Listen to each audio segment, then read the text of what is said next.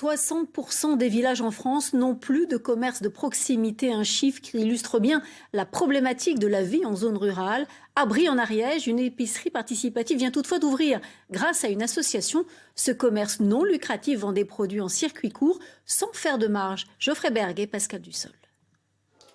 Faire ses courses, papoter entre voisins ou encore prendre un café.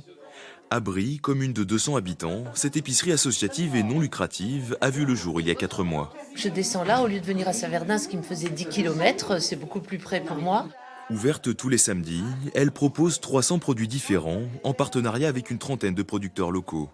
Des denrées en circuit court, de qualité et bio dans la mesure du possible. Les gens marquent ce qu'ils ont envie de trouver comme produit et la mission du groupe produit, c'est justement d'aller chercher ces produits-là, d'abord en local, et si on ne trouve pas en local, trouver un grossiste ou une source d'approvisionnement.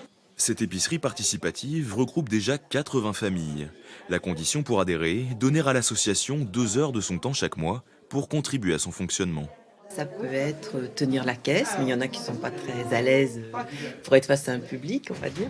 Donc ça peut être aller chercher le pain au fournil, ça peut être réceptionner des produits quand il y a donc des commandes.